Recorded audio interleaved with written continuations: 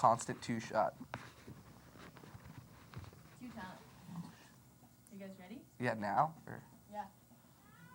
Hello, I'm Tyler Wittenberg. And I'm Brandon Piani. And tonight on Big Sky Live, pencils, what they're not telling you. Also, Saddam Hussein is sentenced to death by hanging. A good thing or a great thing? All this and more tonight on Big Sky Live. Roll the intro.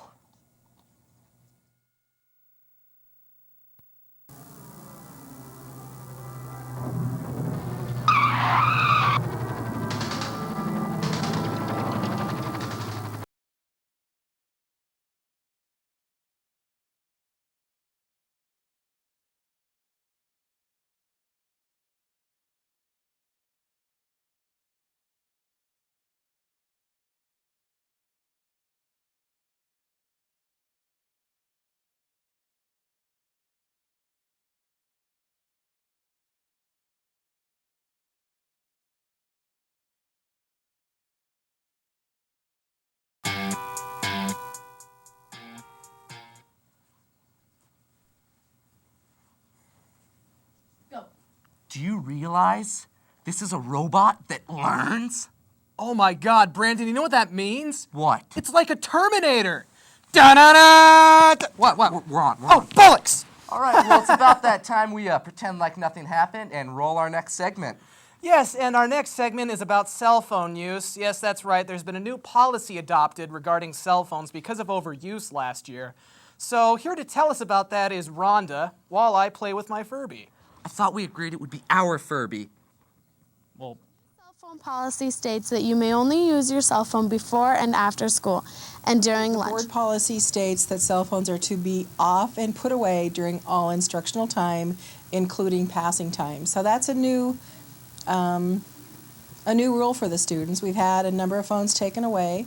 Board policy also says if we take a phone away that we need to contact the parent. The new school cell phone policy was brought on due to the fact of constant textings and interruptions during class. I think it will overall improve focusing in class work. You know, I think it's a good rule. I think cell phones serve a purpose, but I don't think that a student needs to have them and be having them on during class time. They need to be focused on what's going on in class and not worrying about whether their phone is vibrating or who's trying to call them or who's text messaging them. Some students flat out hate this policy, but others think it will be good for us in the long run.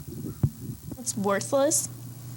It won't distract you when you're in class, and it'll prevent the teachers from getting mad at you. Time will tell whether this new cell phone policy will be good for our school or not. Now back to you at the studio. you know, Brandon, I don't know about you, but to me, Big Sky seems empty this year. You know, Tyler, you're very intuitive.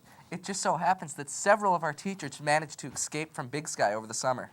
Wait, don't you mean quit? Yeah, that's probably what I meant. Anyway, let's roll this segment.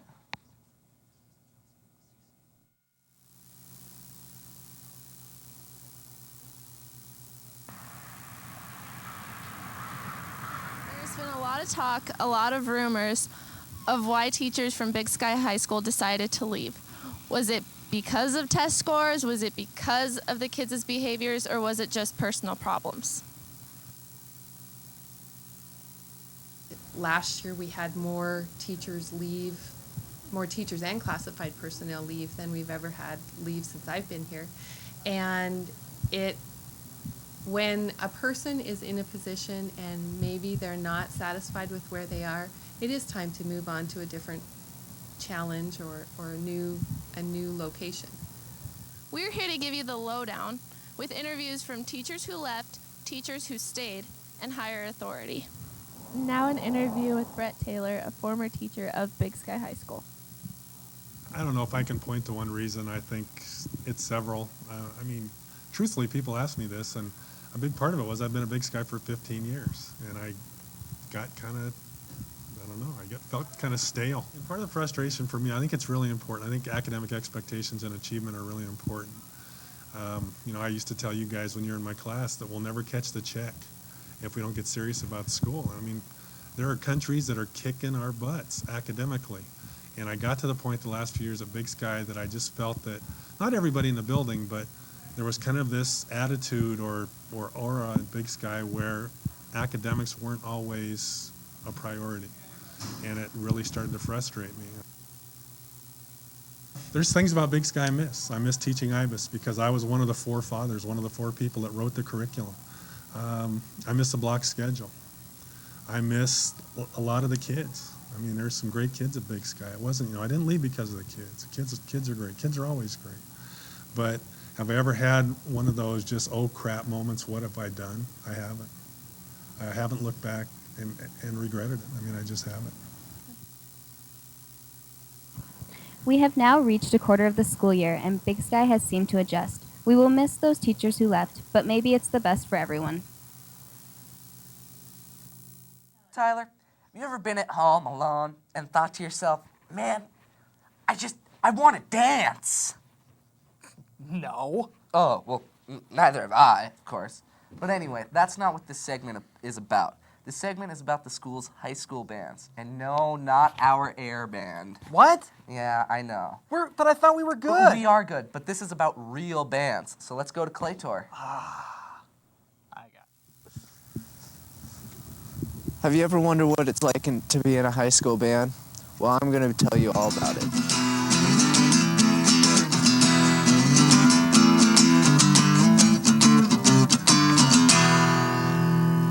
It's called Scurvy Rotted Scallywags. It's a pirate punk band, and we all sing like pirates. But we're looking for an accordion player. Well, talent is really not a prerequisite to being in a high school band. Save the whales! Save the whales!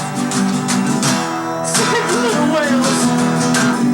Save the I was in a whales! high school band myself. We were terrible, but all you need to do is play 3 chords and scream a lot. So I think everyone should start a band. High school bands are a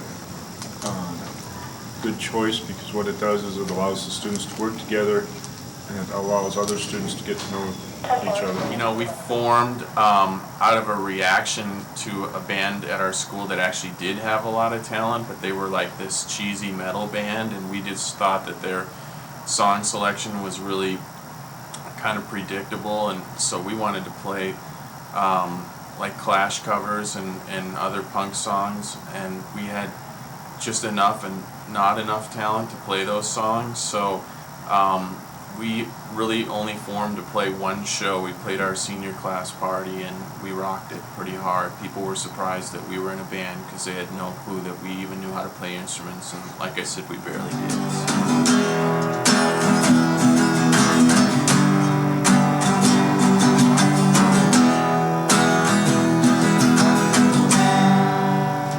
One day, I was walking down a street, and Jesus came up to me. And you know what he said? This is what he said. He said, "Save the whales." Save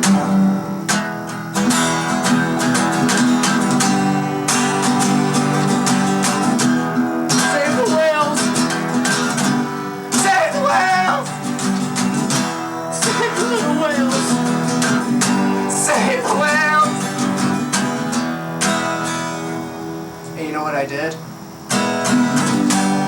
I did just that. Now that we've rocked out, I'll see you later. Yeah! Save the whales! What? We're live. Oh, really? Oh, okay. Well, anyway, that was a very good segment, and I love that band. I can't wait for them to start outselling the Beatles. But for our next segment, I have just one word: Japanese. Konnichiwa.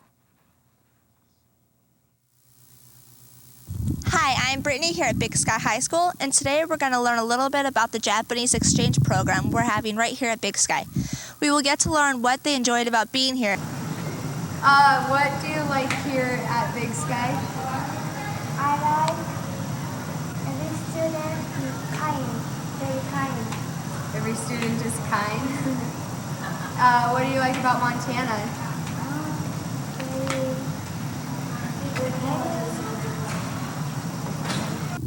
Luckily, we were able to sit in on some of the Japanese exchange students' presentations, and they shared with us a little about their way of life and culture.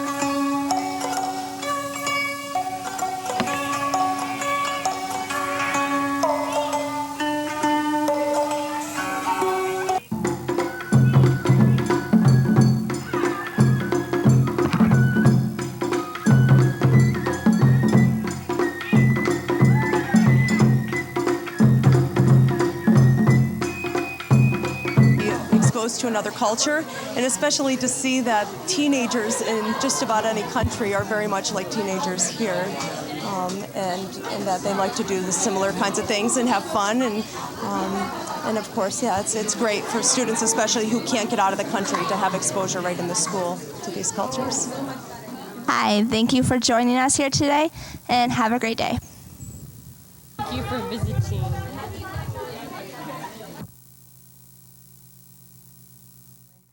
I'm not the biggest coffee drinker, but our coffee cart doesn't even sell black coffee. No!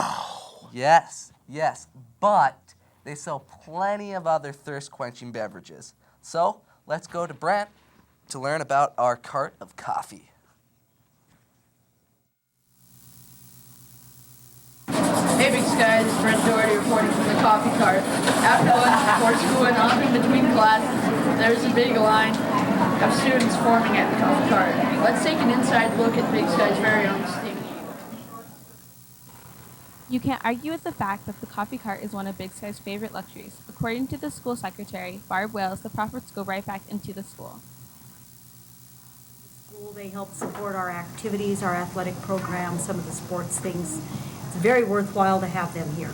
Oh, it's a very good cause because they help out a lot with various things in the building and trips and things that students need to take where there might not be the money to do that. All the parents that work there, are they volunteers?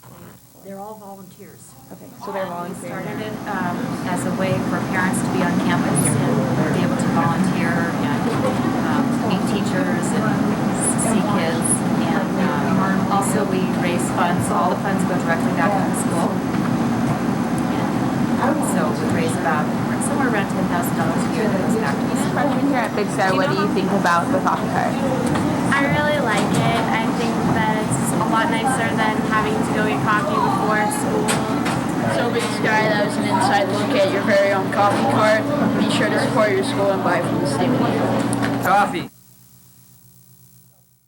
Have you ever been walking down the halls of Big Sky and noticed that some of the kids are like freakishly tall? Whoa. Like Who said nuclear you get to power introduce this segment? What, am I going to be Combs to your Hannity? You've been introducing every segment. Why this one? Let me introduce this segment. Come on. Let's go to Lance. What? Cool. Good job.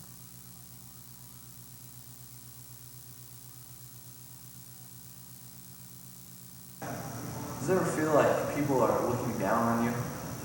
Well, maybe they are. Coming in at number 3, Sarah Lescraft, a blonde 6-foot volleyball and basketball player.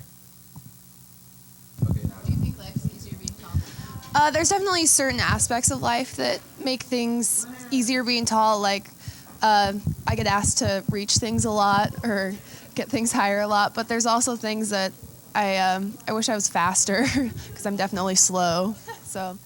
Coming in at number 2 on our list is Stevie Joe Cantrell, a towering 6'1" basketball player. I've just been Okay, I just basically dominate. All right, and coming in at number 1 is the 6'3" stunning Jocelyn Tinkle. Height and talent has ranked her nationally in the top 10 basketball recruits as just a sophomore. No, I'm not that tall. I don't have to duck in like doorways or anything, but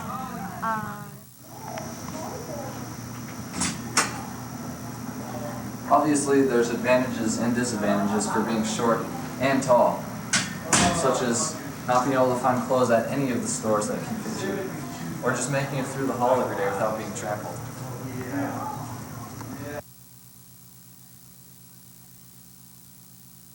Our number 1 spot goes to Rachel Chancellor, a 3'4" aspiring actress. I get to ride around in a scooter, basically. Our number 2 and 3 spots for the shortest girls go to Corby Fox and Emily Goodburn at a whopping 4'11". To our number 3 spot, the 6'4" Dan Daniels. I kind of do the whole drama, choir, arts thing. No football for me. Rolling in at our number 2 spot is Jordan Featherman, our 6'5". Not much, actually. It's hard to get in cars. Clothes don't fit. There's really not any advantages. And at number 1, the huge BJ O'Neill, coming in at 6'5". I'm 6'8" with the fro.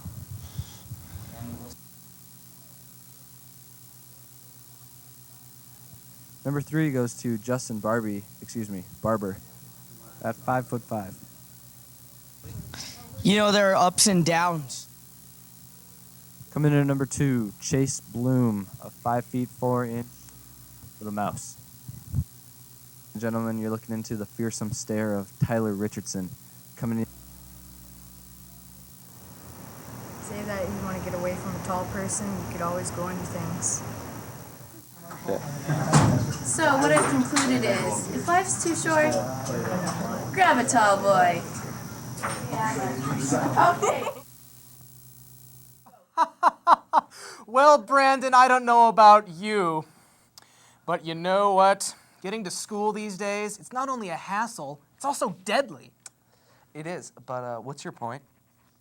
My point is that it's supposed to introduce our next segment, but now you've ruined it. Ooh. So I guess the only thing left to do is just cut right to it. So let's go to Candace. Sorry.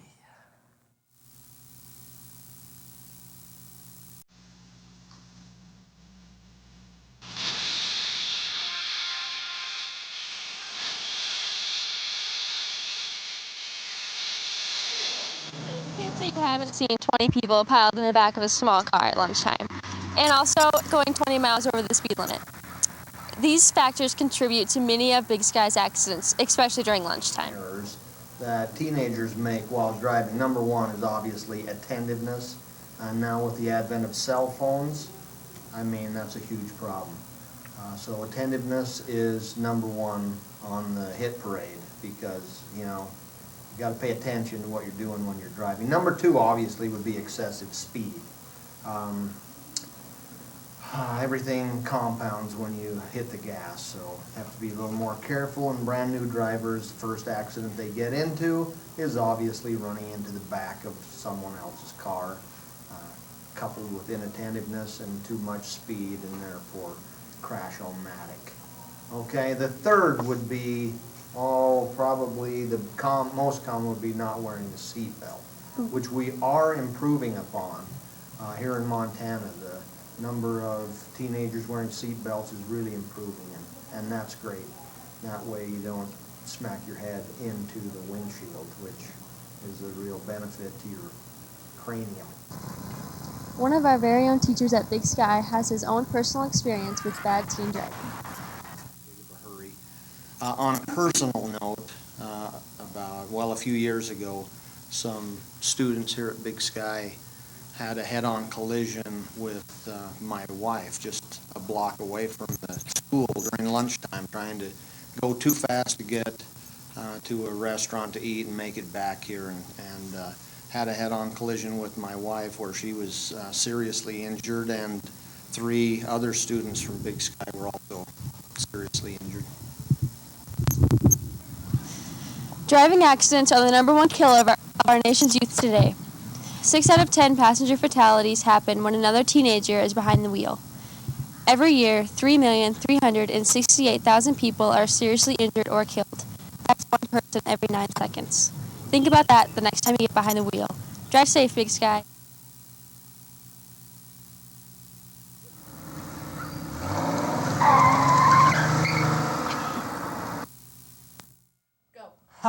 Okay, that was great. But our next segment is about speech and debate. And Brandon, Yeah? you know what I love about speech and debate? I'm afraid to ask. You get to speech and you get to debate. Wise words, Tyler. Wise words. Hi, this is Dustin Nelson reporting for Big Sky Live. Due to the immense turnout at the first meeting of Big Sky's speech and debate team, we can see that this year's team is going to be bigger and better than ever. Head coach Melena Backus is really interested in getting more students out to see what speech and debate is really about. And our first turnout for our first meeting was really, really wonderful. We had a lot of students come. They were very interested. And I think that Big Sky's speech and debate team is really going to take off. Rachel Chancellor, a speech and debate veteran, explains the research process to developing a speech or a debate. It takes a lot of time and preparation to perform a speech or do a debate because the person needs to be the expert on their topic to impress the judges that they're young people actually capable of thought. So what is speech and debate? Melena Backus explains. It's all about creating confidence in students. It's about teaching them interview skills. It's about teaching them personal skills. It teaches them how to confront people that they might be intimidated of, how to have confidence in front of a group of people. And speech and debate is a really good opportunity for students to learn how to research and just really acquire the skills that they're going to need pretty much throughout their entire life. In conclusion, Rachel tells us about her funniest moment on a speech and debate trip. Favorite moment in speech and debate was at the state meet in Butte when I ended up getting second, but we were up on stage and they call out the places and I was so excited that I got second. I was jumping up and down, screaming my head off to my teammates in the back of the room, and it was pretty funny and it was like the best feeling in the world.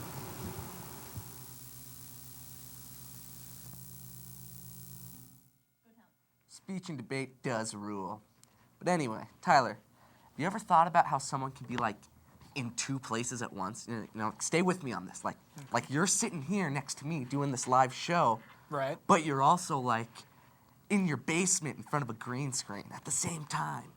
Well, that's probably because I'm multiple man, defender of truth, justice, and the American way. But that's immaterial right now. For my 19th Wittenberg Factor, I had an interview with Al Pacino. Yes, he's a great guy, fun to hang out with, but not quite as much fun as drinking at Mel Gibson's house. You can't beat that. No, you really can't. Go.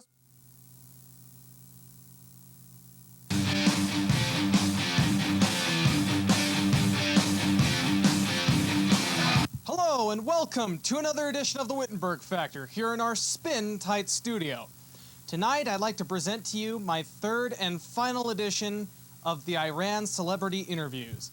No, those aren't Iranian celebrities. It's interviews with Hollywood celebrities about what we need to do about Iran because they say they're building nuclear weapons. Here tonight to shed some light on this is Al Pacino. Welcome to the show, Mr. Pacino. It's a real pleasure. Who are you? I'm Tyler Wittenberg. You agreed to come on my show, Mr. Pacino. Because you're so f***ing good. Yeah? I guess. Make you feel good, huh? Make you feel good. Yes, frankly, you're one of my favorite actors. I'm a little more than that, Tyler. Okay, that's a little creepy. But Mr. Pacino, what do you think we should do about Iran? Look at this pelican flying. Mr. Pacino, please pay attention. Come on, pelican. Mr. Pacino, what's it gonna take to get you to talk about Iran? Call me Dad. No. But why? Come on, what should we do about Iran? Just like the president, George Bush, says. So you like Bush then? I never judged him. Why? Because I never rejected him. In spite of all his imperfections, I'm a fan of Bush. Really? Why? He's an absentee landlord. Okay, I'm not sure what that's supposed to mean, but Mr. Pacino, President Bush isn't saying anything. Do you have an idea of your own?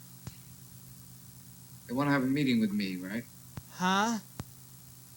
Then I'll kill them both. Both who? You mean adults and children? Don't ask me about my business. Ty. Well, I'm asking you about it. Just when I thought I was out, they pulled me back in. That's right. What would you do about Iran? If you were going over there, would you kill just men or women and children as well? You think I killed 2 kids and a woman? That.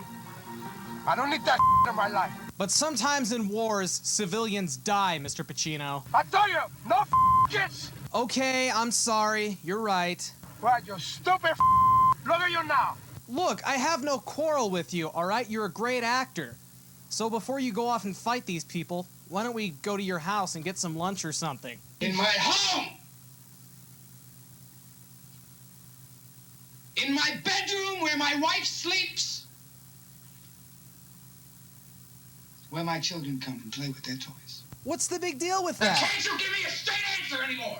Mr. Pacino, you're not making any sense. Why don't you try talking coherently? Why don't you try sticking your head up your ass? See if it fits. What is this? Do you have something personal against me or something? It's not personal. Tyler? It's strictly business.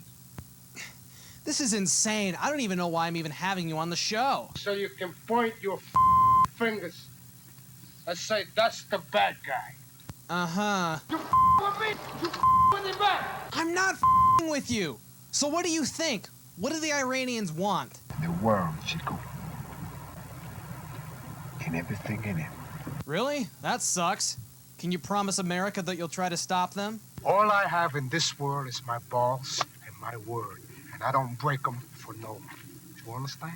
Well, that's good to know. What you think, I a worm like you? I don't know what you're talking about. I know it was you. Tyler? You broke my heart. You broke my heart. Great. Well, we're out of time. So say good night to the bad guy. Go on. Good night, Mr. Pacino. My friends, that's all the time we have for this edition of the Wittenberg Factor. I'm Tyler Wittenberg, and the spin is that away. Ooh, look at this. We're up high now. Purple pants. Well, Okay. I think that's as good of a note as any to go out on. Tyler, Yeah, you know what? I agree. you take it easy, Big Sky. I drive a white car. Fantastic, Tyler. Well, that's it for me. As for me, All we are saying is give peace a chance, but not really. Giuliani 08! peace, love, harmony. I've run out of stuff to say. As have I. Oh, we're off? Well, good. The camera was a little slow cutting to me and him, but so I was looking at there when I should have been looking up. That's okay.